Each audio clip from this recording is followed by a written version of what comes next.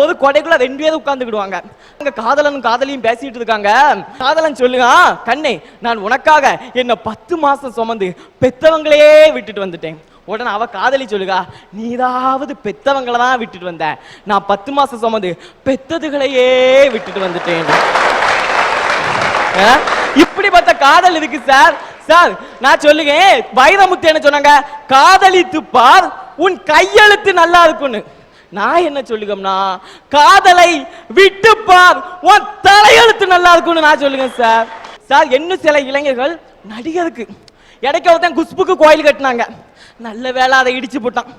இல்லைன்னா அவன் குஷ்பு திண்டக்க தோம் தோம் சுந்த திண்டக்க தோம் தோம்னு இருமுடி கட்டிட்டு அலைஞ்சிருப்பான். நான் ஒரு அண்ணன் கேட்டேன், அண்ணே இப்படி நடிகருக்கெல்லாம் கோயில் கட்டியங்களேனே, இதெல்லாம் தப்பு இல்லையானேங்க. உடனே அவன் சொல்லுகான், திருமூலர் என்ன சொல்லியிருக்காது, இறைவன் தூணிலையும் இருக்காரு துரும்புலையும் இருக்காரு. ஆமா, தூணிலையும் துரும்புலையும் இருக்கக்கூடிய அந்த கடவுள் இந்த குஷ்பு பிள்ளைக்கு மேல கொஞ்சம் இருக்க மாட்டாதான்னு தான் நாங்க கோயில் கட்டணுங்கிறான்.